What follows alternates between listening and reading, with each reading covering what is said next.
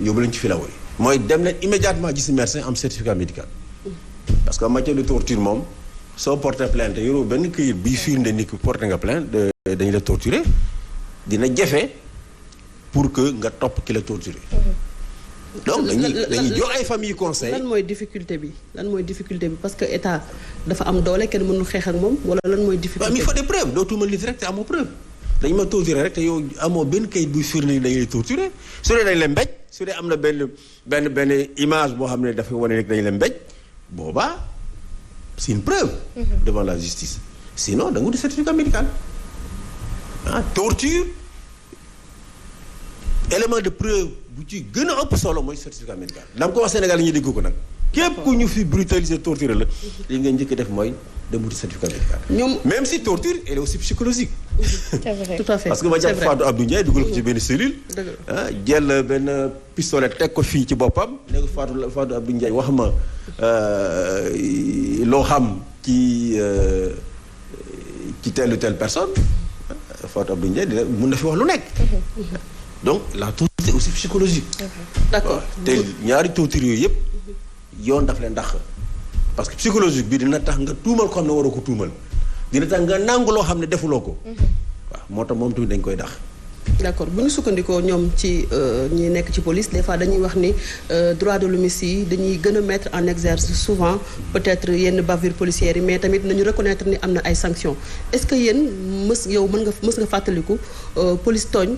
ñu sanctionné corps boobu bi ko def à la mesure même. mais y a des cas am na cas yoo xam ne jot nañu fi ay sanctions xam nga ça dépend vraiment de des procureurs ou bien des juges d'instruction wala boog ñi nga xam ne ñoom ñu yore dossier bi mais jot nañu fi ay cas yoo xam ne par exemple ki nga xam ne dafa jàppoon benn xaleel Mbàkke dugal ko ci maal oto bi ñu fàtte ko fa ba mu dee foofu yoon jot na def liggéeyam am na ay cas.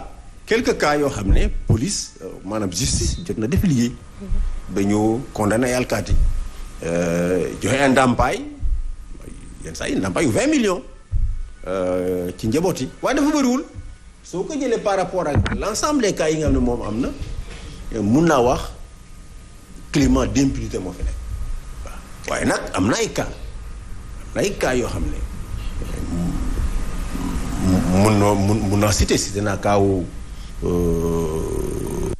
de ce jeune là Mbacké yéen a ngi fàttaliku ki ñuy jàpp dugal ko ci maal auto police fàtte ko foofu ba mu décédé am na tamit je crois benn cas bu amoon fii ay Yarax benn jeune boo xam ne police moo ko rayoon wala gendarmerie kooku tamit jotoon na fi am ay procès li ngeen di reprocher nguuru Macky Sall doon nañ ko président Macky Sall doon nañ ko reprocher tamit nguuru président Abdoulaye Wade finalement est-ce que problème bi gënul xóot problème d'homme mais problème système parce que am na ay hommes politiques yoo xam ne ni déjà ñoom dañu gis ni on a une police répressive boo xam ne ni dañ ko donn ci police coloniale bi fi nekkoon. mentalité boobu moo fi nekk ba léegi mentalité police coloniale moo fi nekk ba léegi. même su dee colon yi ñoom maanaam bi ñu joxe suñu bopp n'est-ce pas ñoom ci seen dëkk am na ay amélioration kenn mënul wax ne police française de police bu brutale. soo xoolee rapport bi. ñu ngi tuumal police ay tuuma yu bëri police française police américaine police anglaise waaye ñoom foofu soo fa tooñee citoyen état de la protéger. police ci police d'abord moom mu njëkk a def enquête n'est-ce pas jëbbal la justice fii nag malheureusement les chefs dañuy protéger seen éléments yi. maintenant qu'est-ce qu'il faut faire aujourd'hui mais ñun citoyen ñun ñu am pouvoir citoyen pouvoir ñun ñoo ko am xam nga pouvoir fan la nekk. ñuy nangu di porter plainte mais porter plainte ñu nangu di porter bu ñu nangu bu ñu il faut que ñu génn suñu bopp ne ñu génn suñu bopp ne état dafa puissant kenn mënu yàq état parce que nag loolu la ñu gëmloo njaboot yi mais est-ce que y compris les politiciens mais est-ce que tamit laajul aussi tamit dara su amee dañuy yónni ay délégation si fa demee jàppaleen ndogalu yàlla la ku nekk sa bés su jotee rek da ngay dem état dafa am doole kenn mënul xëy ak moom yooyu la ñu wax. ay réformes ak famille tamit ragal famille tamit dañuy ne alors souvent xoolal kaaw diw depuis 20 ans rey nañu ko dara génnu ci kon jarul ñuy dem di xeex. mais monsieur Gassama ci li nga wax ni souvent dañuy am ay manifestations yoo xamante ne dañuy bañ autorisation yi ñu dégg souvent rapport buy ñëw di wax ne Sénégal dafa reculer ci wàllu démocratie mais côté état ñoom dañuy jàpp ne dañu def ay jéego ci lu ñeel wàllu démocratie ba ci marché bu mujj bi la ñuy joxe comme raison mooy nangu nañu marché bi seulement dañu demander aux organisations de la société civile itinéraire bi nga xamante ne moom la ñu bëggoon ñu aw pour des raisons de sécurité pour le centre-ville loolu également lan moo ci sa xalaat. xam nga saa yu autorisé benn manifestation rek fekk dañuy interdire juróom c'est ça la politique. C'est comme les cas de décès su ñu àttee benn alkaati ci benn cas fekk am na juróom cas yoo xam ne am na te àttewuñu noonu la ñuy jouer ak mbir mi parce que c'est vrai que ñii xamoon nañu am na arrêté Ousmane Ngom. arrêté boobu de ñu def nañu recours cour de la CEDEAO ñu ngi xaar cour de la CEDEAO rendre décision. dem nañu fa lay nañu fa nee nañu waaw cour bi warul woon considérer cas bi parce que cas bi daanaka ëpp bi jeex na mais la cour a déclaré que suñu plainte c'est recevable. kon ñu ngi xaar cour bi dogal. kon ñi xamoon nañu suñu demee manifestation bi mën nañ leen jàpp waaye jàpp leen taxul ñu brutaliser leen taxul ñu jël leen ci guddi leen yóbbu ay sandi xotaan ak ay feewu géejawaay loolu laa bëgg wax. mais bi ñuy interdire manifestation boobu manifestation bu opposé bu bëggoon def géejawaay ak Pikine parce que waa PDS nee nañu dañ leen sàcc élection ci ville de Pikine. wala Sénégal moo fa organiser manifestation docteur Cheikh Dieng. mais dañ ko interdire. les partis politiques légalement constitués bëgg a manifester mais encadrer leen manifestation bi. mais recours yooyu comme. à chaque fois Sénégal chaque fois saa yu autorisé manifestation encadré ko coow musul am. recours bi ngeen déposé pour annuler li nga xam ne moom mooy arrêté Ousmane Ngom est-ce que am ngeen ci yaakaar que Sénégal dina ko jëfee d'autant plus que aujourd'hui il y a cette décision de la Cour de justice de la CEDEAO sur le parrainage que le Sénégal doit supprimer wala mu indi ci ay réformes mais Sénégal jëfewu ko ba loolu moo indi woon cette manifestation des organisations de la société civile. ñun dañuy yaakaar ne décision bi su leeree état bi dina ko appliquer.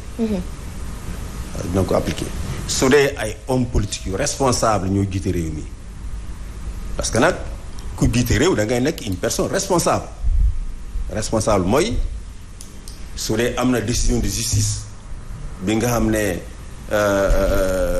c'est favorable nga nangu ko waaye tamit si c'est défavorable nga nangu ko. et pourquoi nangu ndax tribunal bi. état ñoo ko taxawal pour muy dogal te gis nañu Macky Sall bi seen yow dogalee nañu tëj frontière Mali tëj na frontière Mali même su dee xam naa ne décision boobu dina day mu ngi lool askanu Sénégal ndax pooru Dakar fretu pooru Dakar li ci ëpp Mali la lu bëri ci moom Mali la doon dem. ñu bëri seen liggéey ci fretu Mali la dépendre commerçant yu bëri dem ak ñëw diggante Sénégal ak Mali ci li ñu doon liggéey mais tëj na ko kon ki nga xam ne appliqué na décision CEDEAO ci mbirum tëj frontière war na mën a appliquer décision CEDEAO. mais pourquoi ci mbirum manifester au centre-ville. mais pourquoi surtout ko gis nañu ko. parrainage bi. ma jox benn exemple. bi fi Lions yi gagné. nit ñi dem nañu ba grille du palais di manifester. ay junni nit. ça c'est clair monsieur Gassama mais pourquoi le parrainage kenn koo xam ne bañ na ko. mais pourquoi mu yor fetal wala pistolet. alors pourquoi le parrainage pourquoi la Cour de justice de la CEDEAO diggal Sénégal pour mu dindi parrainage wala mu indi ci ay soppite te Sénégal respecté wu ko. non mbirum parrainage mun naa wax ne vraiment jëluma temps pour gistu bu baax décision bi nga xam ne moom la CEDEAO rendre. parce que damay liggéey ci ay sujets yu bëri affaire strictement politicienne ñu dañuy yaakaar ne politiciens yi am nañu experts yoo xam ne te xam nañu ñan recours la ñu mun a am. pour mun a dindi loolu. moo tax dañuy bañ tamit di ni nga ko waxee rek. dugg ci lu nekk. ci loo xam ne c'est des terrains glissants. mën nga ci dugg ñu ne da ngay politique. voilà yenn saa yi dañuy bàyyi politiciens ñuy lijjanti seen parce que parrainage c'est strictement affaire élection la. moo tax jëluñu temps pour gëstu bu baax décision boobu. seet naka la ko état appliqué ak naka la ko appliqué wul parce que ñoom côté état ñu ngi lay naan dañ ko appliqué waaye xëy na ni ñu ko appliqué n'est-ce pas loolu moo doyul waa opposition mais encore une fois et je m'excuse vraiment. man de jotuma am jot pour xool décision bi. même su dee ki ko initié maître Abdoulaye Tine sama xarit la sama avocat personnel la d'ailleurs waaye jotuma am. mais am na beneen bu leen soxal la criminalisation de l'homosexualité gis nañu ci rapport bi. lu ngeen ci wax lan moo tax peut-être loolu di combat ci ñenn ci askan wi mais yéen partagé wu leen ko jàpp ngeen ne ñenn ñi nga xam ne dañu leen di jàpp dañu leen di bundu xataal alors que c'est injustifié. fan ngeen teg loolu. waaw xam nga ci démocratie la ñu nekk ku nekk su dee am na question de société muy affaire góor jigéen muy affaire avortement muy affaire mariage éducation sexuelle à l'école il faut que mu am ay opinions yu divergentes. mën nañu ci ànd ñun yëpp am benn xalaat ñii mën nañ gis ne baaxul ñii gis ne baax na extra ñun suñu xalaat mooy mbirum góor jigéen depuis jamono Senghor te loi boobu tubaab bi ñoo ko fi bàyyi. ni ñu ko bàyyee Mali ni ñu ko bàyyee Guinée ni ñu ko bàyyee Côte d'Ivoire ak feneen ak feneen. loi boobu loi bu métti la ndax loi bi nee na